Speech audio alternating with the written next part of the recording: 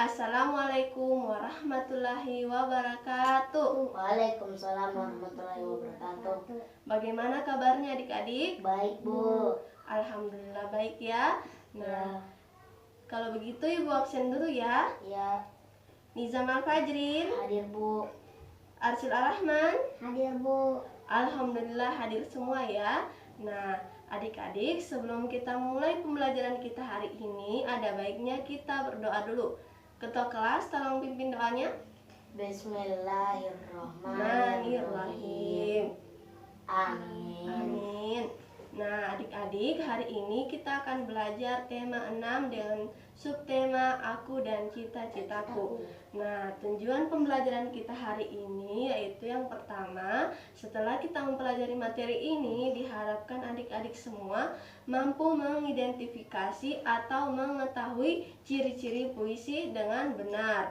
Kemudian tujuan pembelajaran kita yang kedua yaitu diharapkan adik-adik semua mampu mengidentifikasi atau mengetahui siklus makhluk hidup dan mampu membuat skema siklus makhluk hidup yang ada di sekitar kita. Mengerti adik-adik? Mengerti, Bu. Oke, nah sekarang coba adik-adik amati gambar yang disajikan ini. Nah, ada yang tahu itu gambar tentang apa? Aku dan cita-citaku. Ya, gambar itu merupakan gambar seorang anak yang sedang Memikirkan cita-citanya. Iya, benar sekali, yang sedang membayangkan atau memikirkan cita-citanya. Nah, adik-adik tahu tidak, di sekitar kita ini banyak sekali pekerjaan yang dapat dijadikan cita-cita. Contohnya seperti guru, Pilot. iya pilot, Polwan. polwan, terus apa lagi? Polisi. Iya, polisi, Tentara. tentara, iya, koki, banyak sekali ya. Pol PP. Nah, sekarang Ibu ingin tanya, apakah kalian tahu apa itu cita-cita? Ayo, siapa yang tahu? Saya, Ya, Arsyil, apa itu cita-cita? cita-cita itu seperti keinginan kita. Iya, keinginan kita. Kalau Izam, cita-cita itu apa? Seperti keinginan kita. Ya, cita-cita adalah impian atau harapan seseorang di masa depan. Ya, nah, sekarang ada di sini Ibu punya puisi yang berjudul Cita-Citaku. Ada yang mau bantu Ibu baca puisinya? Aku, Bu. Ya, coba Izam. Aku dan cita-citaku. Teman-teman yang lain perhatikan ya. Anganku melayang ke masa depan. Oke, terima kasih Izam. Tepuk tangan dulu untuk temannya. Nah, adik-adik tahu tidak?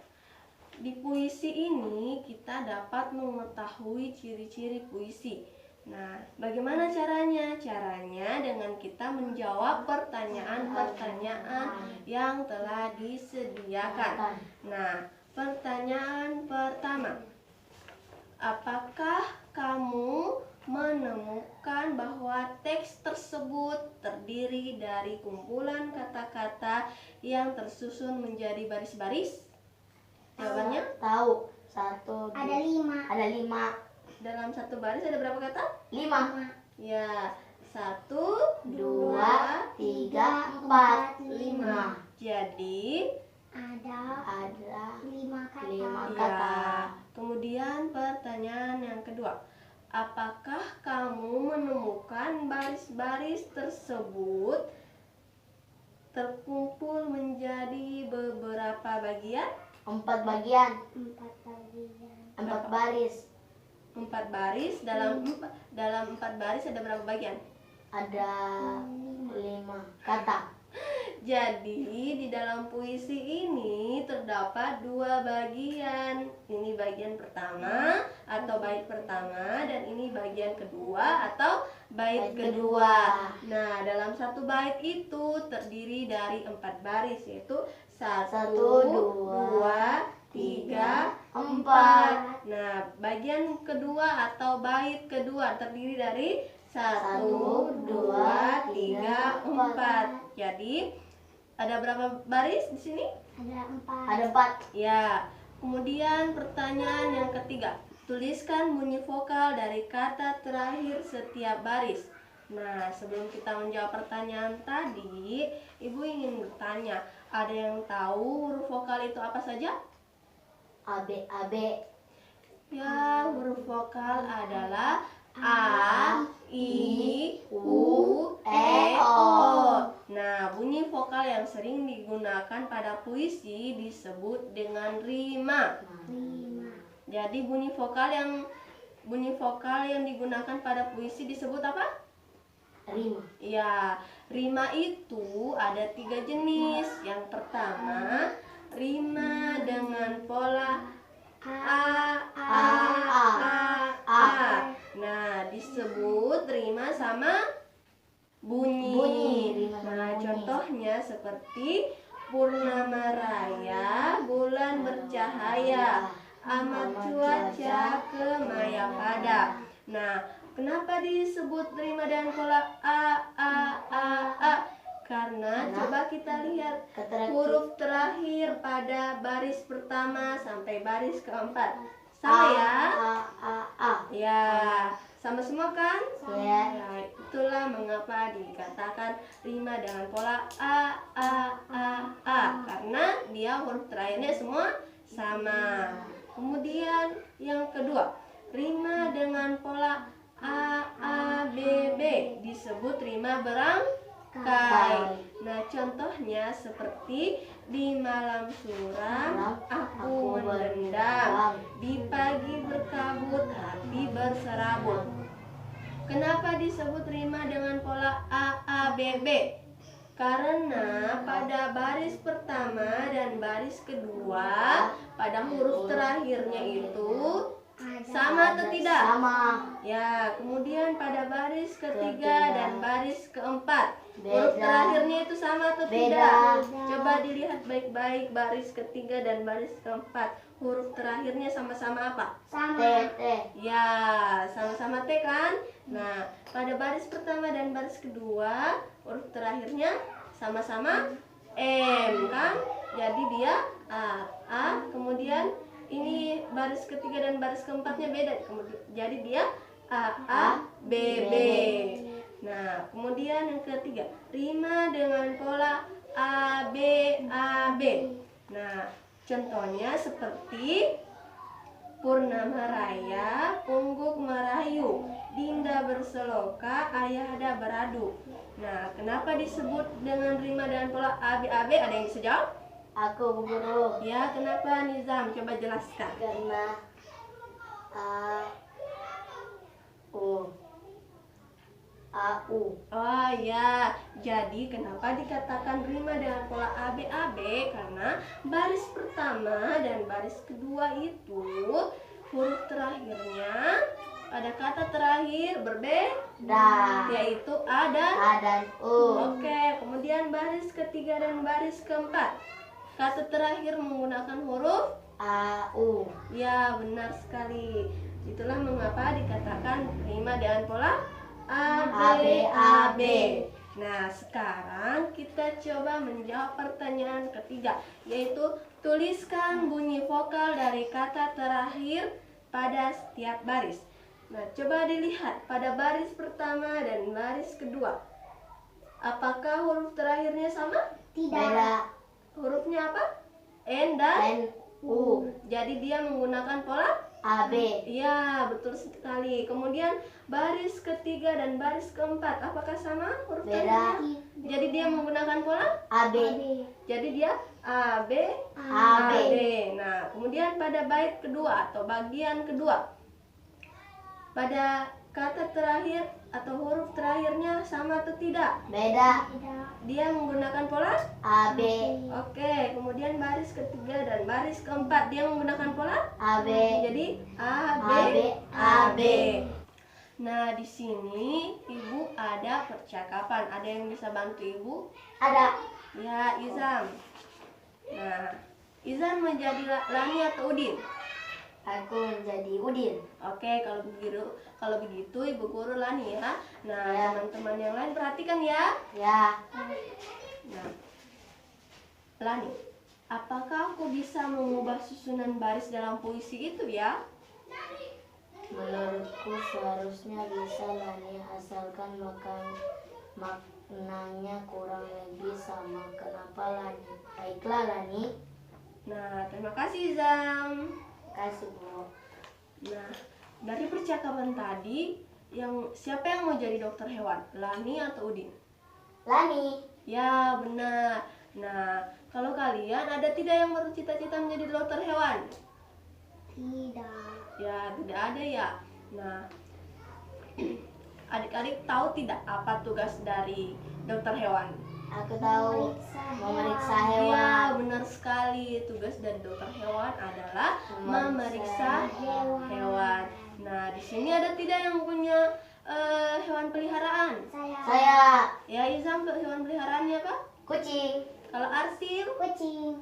Wah, kucing ya. Nah, sekarang kita akan belajar tahapan pertumbuhan hewan. Karena kalian punya peliharaan kucing, ibu mau bertanya, gambar pertama, kira-kira yang menduduki gambar pertama itu yang mana ya? Itu. Yang ini? Iya. Ya, benar sekali ini. Kemudian gambar kedua, Itu. ini? Itu. Iya. Ya, benar sekali. Ini tadi dinamakan apa? Kucing paling kecil. Anak kucing. Anak kucing. Kemudian ini? Kucing remaja. Ya, benar, kucing remaja. Kemudian ini?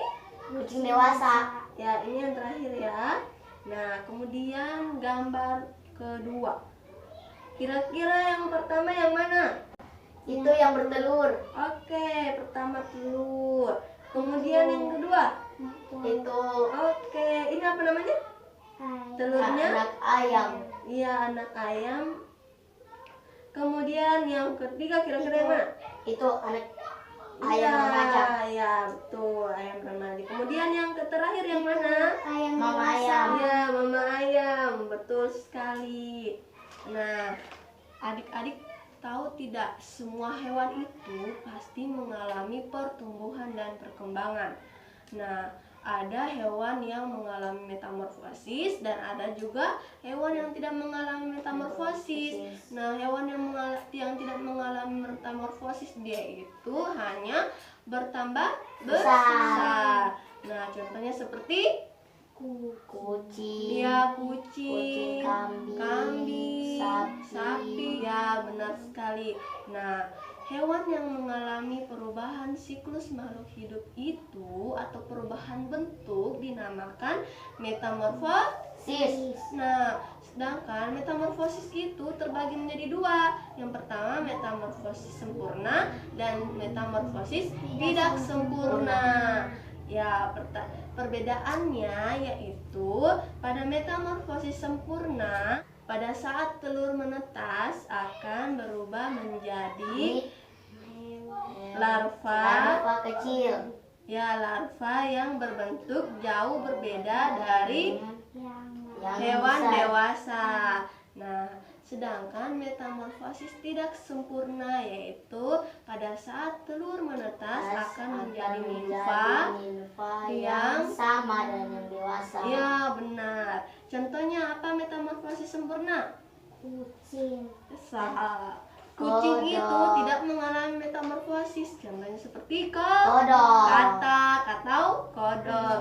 Nah, kenapa? Karena pada saat telur menetas, dia menjadi berudu yang bentuknya berbeda dengan katak dewasa. Nah, kemudian contoh dari hewan metamorfosis tidak sempurna.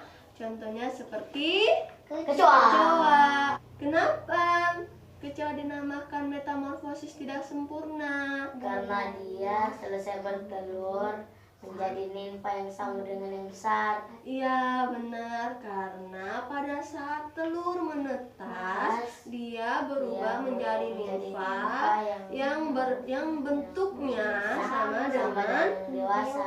iya kecoa dewasa. Nah, oke, sebelum kita tutup pembelajaran kita, ada yang mau bertanya? Ada. Siapa yang mau bertanya? Aku. Iya, Nizam, apa pertanyaannya? Kenapa sapi tidak mengalami metamorfosis, Bu Guru? Karena sapi hanya bertambah besar sehingga dia tidak mengalami metamorfosis. Mengerti? Iya. Kesimpulannya yang pertama, cita-cita apa tadi cita-cita? Apa? Cita-cita tadi apa pengertiannya? Ya, cita-cita adalah impian atau harapan seseorang di masa depan nanti. Iya, di masa depan nanti. Kemudian ciri-ciri puisi. Ciri-ciri puisi tadi ada berapa? Ada Empat. Ya, benar sekali. Kemudian metamorfosis. Metamorfosis terdiri dari berapa? 2. Nah, yang pertama apa? Metamorfosis sempurna dan tidak sempurna. Nah, contoh dari metamorfosis sempurna. Contoh hewannya apa? Katak. Kemudian contoh hewan metamorfosis yang tidak sempurna contohnya apa? Kecoa. Ya benar. Kita tutup pembelajaran kita hari ini dengan sama-sama mengucap hamdalah alhamdulillahirabbil alamin. Assalamualaikum warahmatullahi wabarakatuh.